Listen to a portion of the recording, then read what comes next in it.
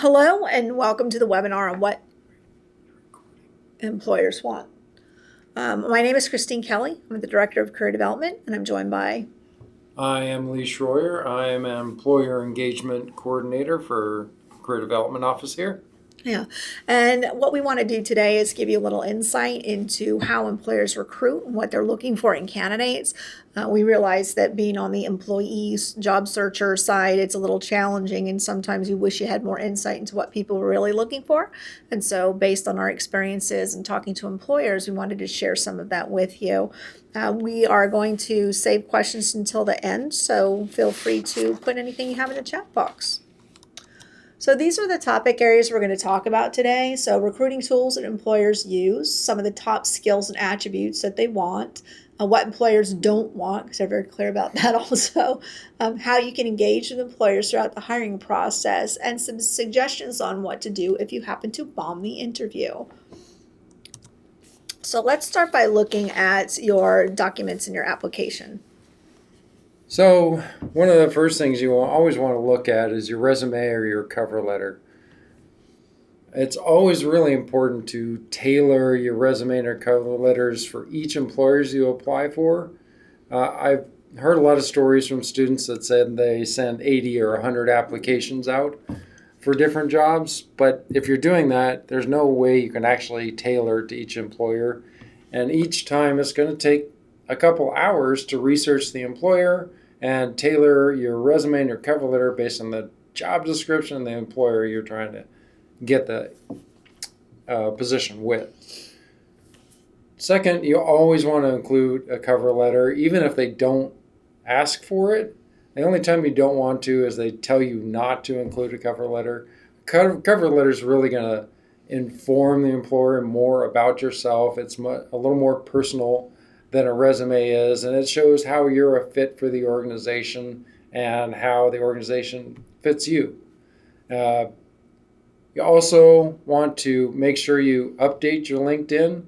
Even though some organizations, more of the well-established organizations, try not to look at your LinkedIn page before they interview you because they don't want to get biased or anything, a lot of them do. So make sure it's up to date. Make sure you have a professional picture on there, and actually you can change the background on the banner behind your picture to look more professional. And your LinkedIn page is not really a copy of your resume. They've already seen your resume. It's a more personal story. Resumes are more third person, but your LinkedIn page includes more of a cover letter feel to it. It's going to involve your passion for what you do. So make sure you have a good LinkedIn profile. Make sure it's up to date. And another reason why you want to make sure that you have a good LinkedIn profile is that a lot of recruiters actually do passive recruiting. One of the things that's unfortunate for people looking for a job is that recruiters prefer people who are already employed rather than people who are unemployed. So a lot of recruiters spend time on LinkedIn doing keyword searches and looking for people who they might be able to swipe from another company. So if you have a good profile, it's got good experiences, good skills, you're much more likely to get picked up and recruited silently by someone just reaching out to you saying, hey, are you looking for a new job? Mm-hmm. Yeah, and you can tailor your LinkedIn profile just like you do your resume by looking for those keywords on other people's profiles that are in those positions and putting them on your page, so it'll pop up on recruiter searches. And also make sure you're using your social media profiles professionally. Like I said, a lot of professional organizations are not supposed to look at your Facebook posts or Twitter feeds or even your LinkedIn profile before they start recruiting you, but a lot of them do. And like Christine said, a lot of recruiting is done through LinkedIn now. So make sure that however you use them, it's going to reflect positively on you in an organization. Mm-hmm.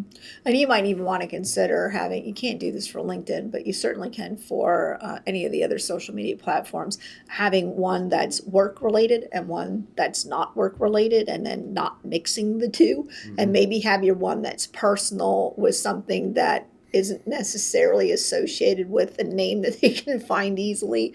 But that's also something to think about and to be wary of new connections when you're on the job search, because I don't know that companies are doing this anymore, but a year or so ago, there were a lot that were having people in their employ reaching out to candidates and trying to connect with them on Facebook so that they could see more of their background. So you do need to be careful about how people are using those processes.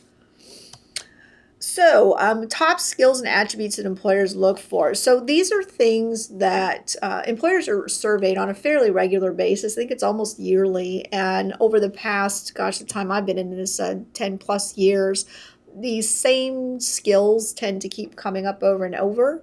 There are some that are changing a little bit now, but these are the skills that typically get mentioned as the most important.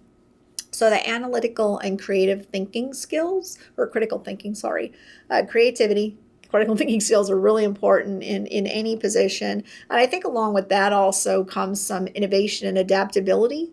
One of the things that we are seeing is some really dynamic changes in how the world of work is going, and employers are looking for people who can identify problems, come up with solutions, and look for new and innovative ways of looking at something. So those skills are really valued. One thing I want to point out on this too is that employers are starting to realize that all their team members are going to have to reskill every couple of years. So these being able to show adaptability and creativity is going to show you're going to be willing to learn those new skills as you go along with the organization. Mm-hmm. Yeah, right.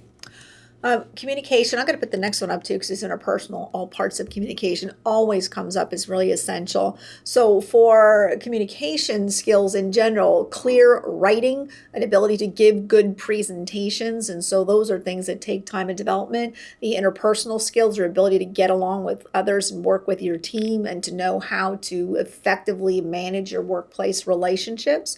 And that is always, in fact, communication often comes up as a number one skill, but it's always one or two. So that's very, very important and will be important to your career because in studies they've done, they've found that the people who rise the fastest in any organization are the people who have better communication skills, because you can teach people to do almost any aspect of the analytical part of the job or technical skills along with it.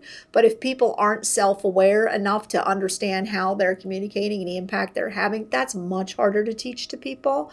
So a lot of focus gets given to your communication skills. I was just having this conversation yesterday on a new type of interview format too, where there'll be a group interview. So you'll be in a panel of 4 or 5 other people that are applying for that job, and they will be throwing out cases, and what they're looking for is how you interact on that level and how you can cooperate even with people you're competing against. Mm-hmm. So these 2 skills are really important.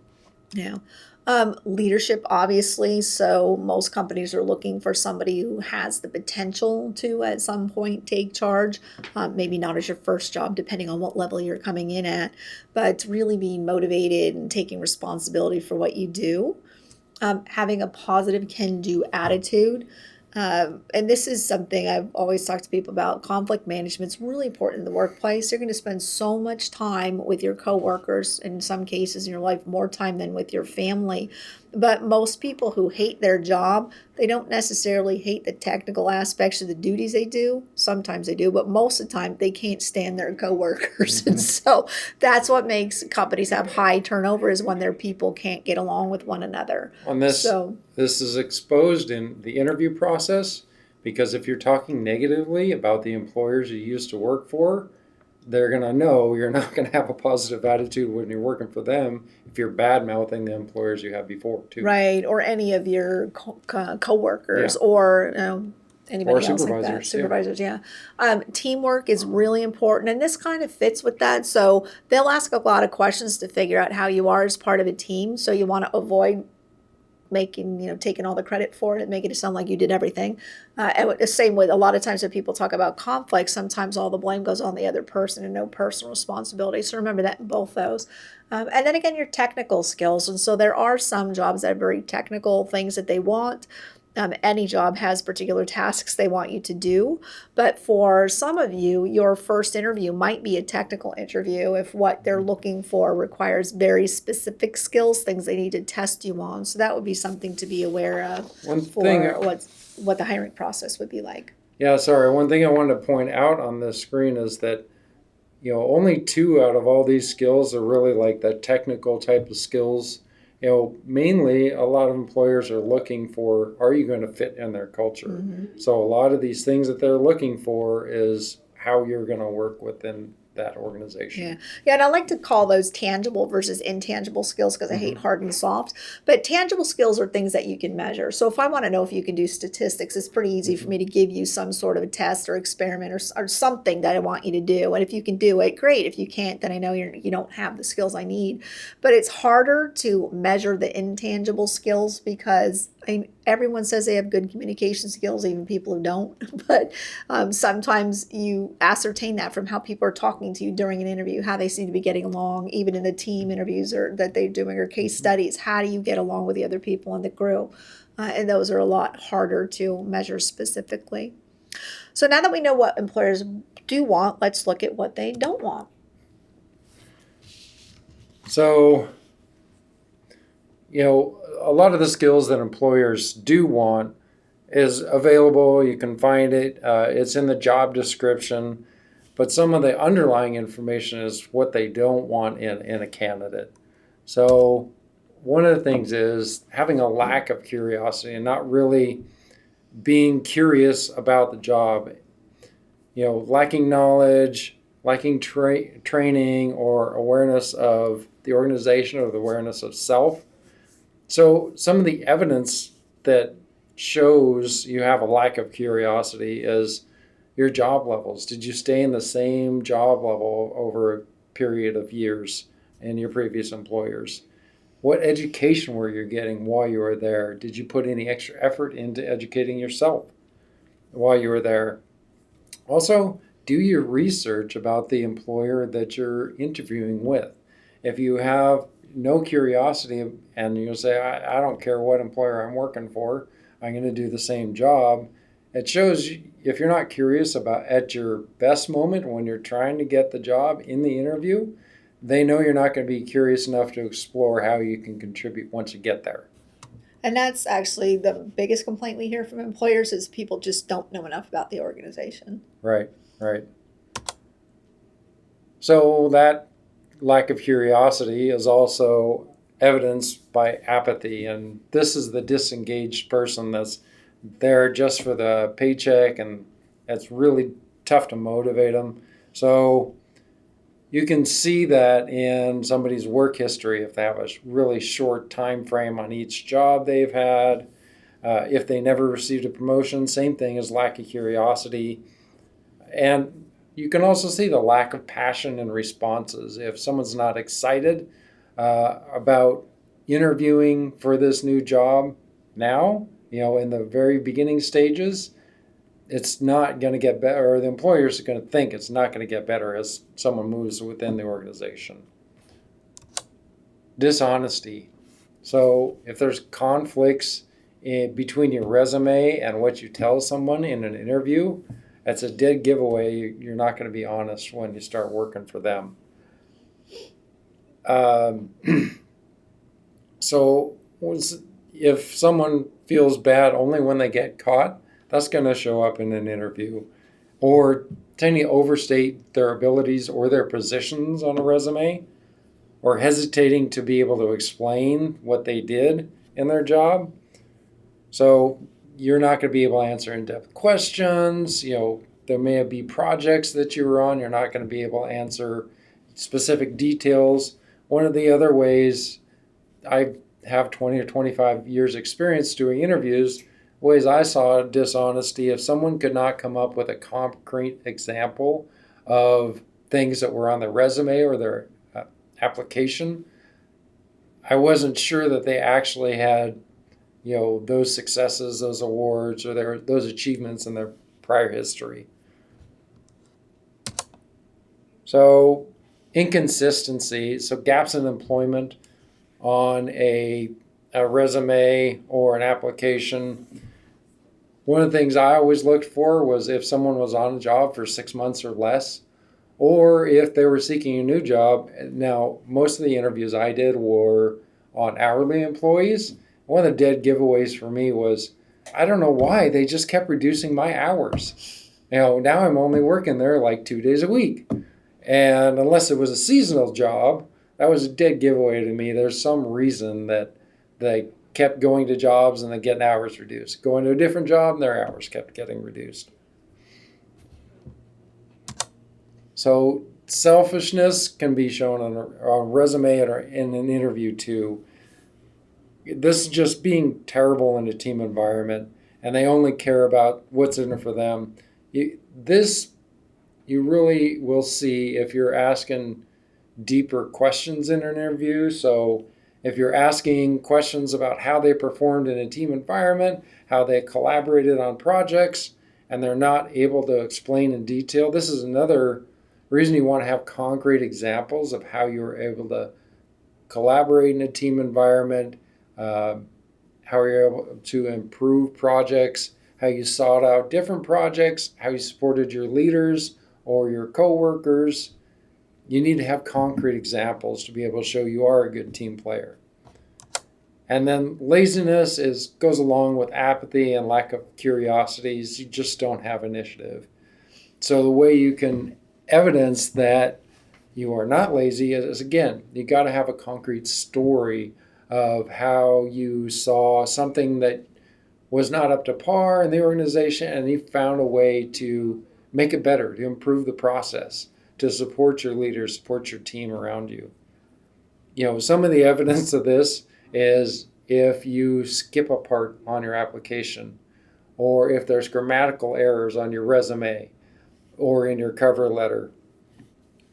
Those things are going to show you just don't have the attention to detail, and you're not going to pay attention to detail when you get to the job either.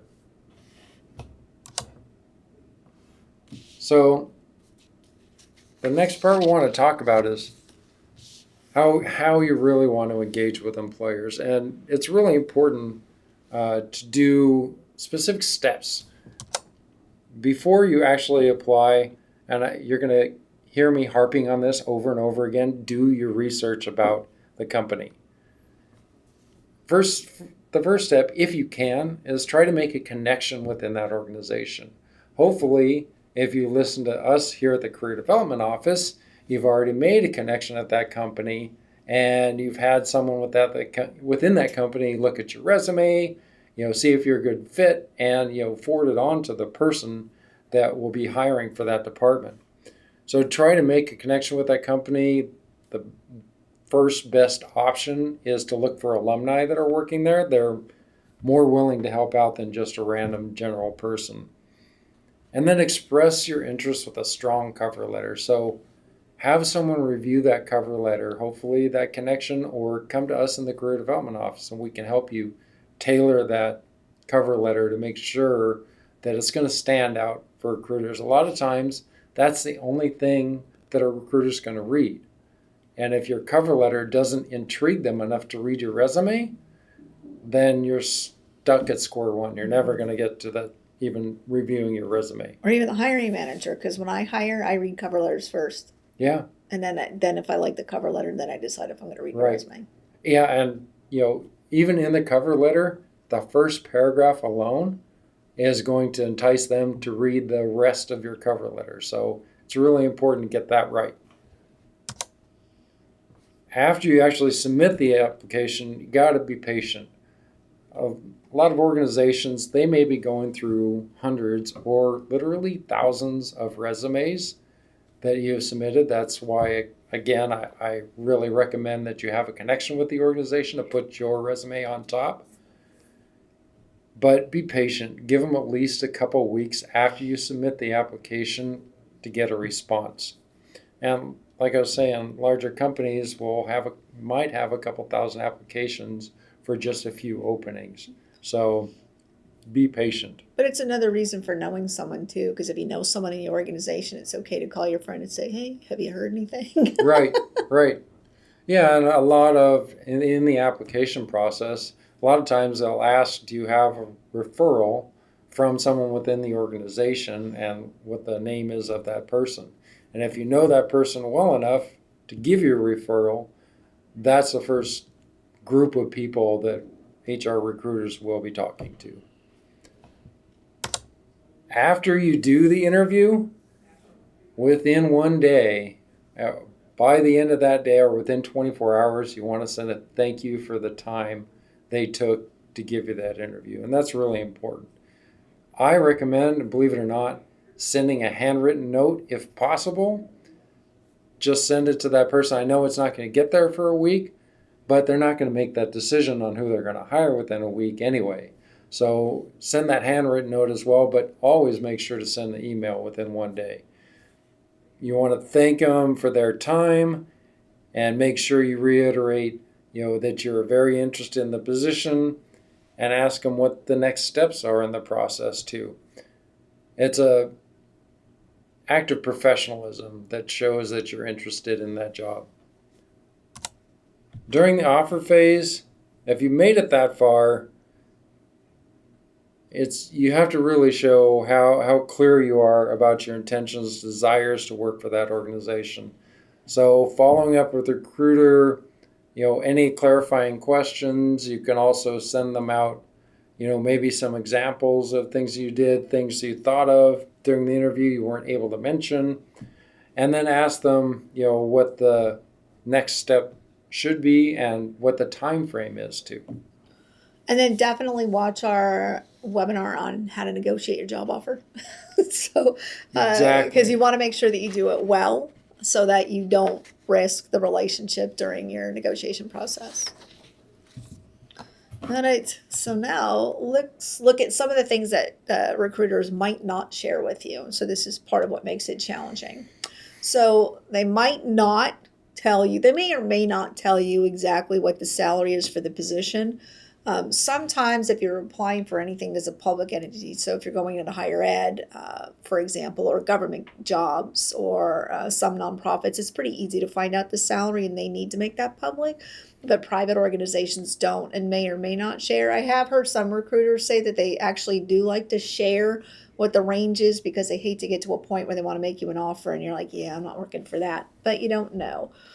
Well, do your research too. I mean, there's a couple of really good resources to look it up. Payscale.com is one. ONET online, you can find salary ranges. And make sure, if they tell you the salary range, make sure if you're asking for a certain spot on that range that you're qualified for that spot. You don't want to seek the max on the salary band if you've got like little to no experience going in. Right, yeah. And come to us for help on negotiation. They're not going to tell you how many candidates are in the process in general. The hiring team also might not know. Like when you see a job that keeps getting posted and reposted, that means not that you're necessarily not a good candidate for it or that the pool was bad. It just means that they don't know what they're looking for. And so they're throwing things out there to try. So sometimes there's that, and sometimes a person gets hired, like I know someone who just got hired for a position as the kind of a backup, because when he was in the interview process their needs actually changed because somebody left, and so the person they hired for the position he was initially interviewing for, it became a different position while he was in that process and he didn't know that. So sometimes you don't, and quite frankly sometimes you're just not a fit, and that's really hard for people to express to you because it's not like you can again say, well, it's this about you. It's just that intangible thing. Or sometimes someone can have a skill set that you don't have. So there are times when you could do really well in the interview and you think, you get out, you feel really good about it, and maybe you didn't get the offer. And then I have had a lot of people ask me, well, can I get feedback from them? And a lot of organizations won't for some reason. Some they won't. They just don't have the time to give feedback to everyone they interview and say, hey, here's why you didn't get it. But also because it might not be anything specific, or as I've told people, and I've even learned from my own experiences, is that sometimes what you did that didn't work for them works perfectly for somebody else. So sometimes it will be a mystery to you on why you didn't necessarily get the job. But let's look at what happens if you bombed the interview, which sometimes unfortunately does happen. It does not necessarily mean that all is lost. In fact, I've talked to people and coached them through for the interview. Like, let's say that there's even a part in the interview when you know it's just going off the rails and it's not going the way you want it to. You have a couple options. You actually can kind of break out an interview or interviewee mold and see if you can rewrite the conversation. So you could possibly say, hey, clearly this doesn't seem to be going really well, and I'm not sure, what's happening, but is there a way that we can just have a conversation and kind of talk more? So whatever. Or if you have a question and you're rambling, to stop and say, hey, that's more than you wanted to know or something. But even if afterwards you're kind of thinking, wow, that was really bad, and you didn't have the time within it or didn't feel comfortable within it, saying, wow, I didn't do well. There are things that you can do. So if you're working through a recruiter, you could always call the recruiter afterwards and say, hey, look, I know I was not at my best, but that's not who I am really. Just having a bad day, whatever the case happens to be. Or for the hiring manager to let them know and see if, I think a lot of times that fit thing is looking for people who are self-aware. So if you're aware enough to say, hey, that was not my best performance, and I'm wondering if maybe we could have a different conversation, that might happen.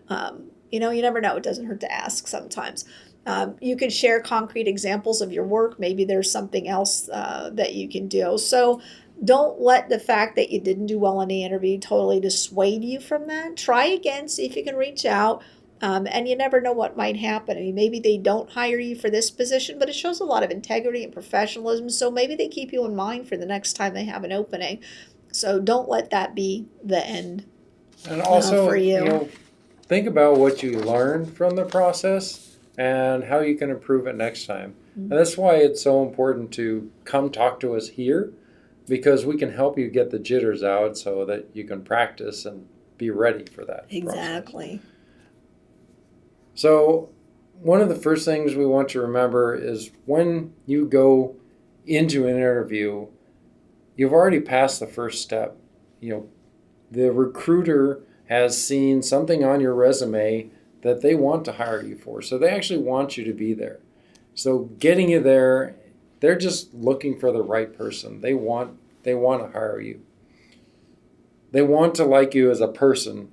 You've already got the skills. So part of the interview process is seeing if you're a fit and seeing if you can be conversational, you can act well on a team. At this point, you don't want to have the rehearsed answers. It's great to practice an interview, but be conversational about your answers. And be self-aware, like Christine was saying too. If it's going off in the wrong direction, you can stop yourself and say, I hope that answers your question.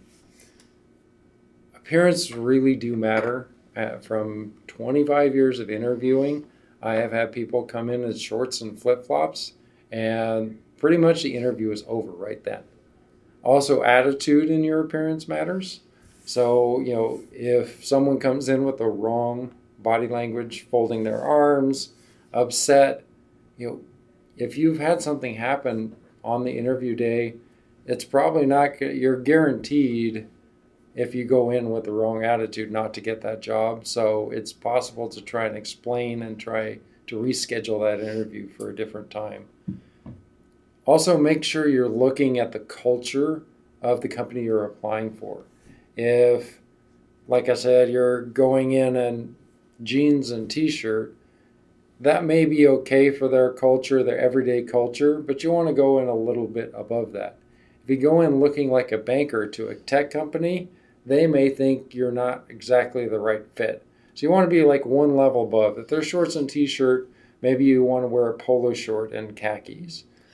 And you might want to ask, because I know someone who interviewed for PacSun, and she had a friend that worked there, so she was calling her because she was going to be interviewing for her final interview with the VP of, I think it was HR, and she was wanting to get suited up, and the person says, "Oh, no, no, no, this person only wears jeans and t-shirts to work," and she actually does wear flip-flops. And so it's like, don't dress up too much. But again, the thing she also pointed out was the jeans are very expensive jeans, like the 7 for All Mankind, those $200, $300 Yeah. or $300 pair of jeans. So Step Yeah, ahead. and I would always, like I said, recommend going one step Mhm. above where they're at. So if they're jeans and t-shirt, then you know, polo shirt or like a button down but open collar, no Mhm. ties. You don't want to go into a tux when they're the person interviewing you is in nice jeans and a Yeah. t-shirt or a polo. You and believe it or not, you can be too eager for the role if you're constantly following up like every 2 or 3 days in email. One other way you can show it is if you say, "Oh yeah, I'm available to work like tomorrow," but on your resume and in your answers, you're already working for an organization. No one's going to want someone that's willing to ditch their previous employer. That shows they're not committed and don't follow up on their word and don't have any consideration for their current employer. And sometimes the timing just does not work. I had a conversation with a student about this recently where they wanted the job, but they were going to hire them too quick for the semester. Their semester wasn't going to end at that time, and they had previous commitments. You can ask and see, can we push my start date out a couple weeks? And the So other thing on timing that's a challenge is the average length of time from doing an interview to getting an offer is 21 days. That's about 3 weeks. So being patient, I mean, it's after you do the interview, you want to hear right away. It's like, oh my God, did they make a decision? And sometimes it's just going to take a while, but that's when it sometimes gets into the too eager and you want to harass them and, mhm, and have them let you mhm. know. But don't do that. Wait, be patient. And sometimes it just takes a while for things to come through. Yeah, I had that conversation yesterday. Starbucks, it takes about 6 months for those higher level roles. Whoa. Yeah. So, All right. So now that we've kind of shared with you all the things that employers want, we hope that you will engage with us. And these are some things that we have available for you so that you can engage with us. So, building strategic relationships, those ones that you need so that you have the friends in the organization that you can call. Career exploration and planning if you're still trying to figure out what you want to do with your life. Interview preparation and mock interviews are things we do. And again, we will give you the feedback that you need to improve your performance so that you do get the job offer, job and internship search, negotiation, document review, and anything else that you need in your career development needs. So we really hope that you will engage with us. So we have a YouTube channel. You can find us on Facebook and Instagram, my CGU, and online. Some of the things we have for you. Big Interview is an online interview practice platform. We strongly encourage you to use that. We do have a blog and we do workshops and webinars and a lot of employer events, and those are really stepping up.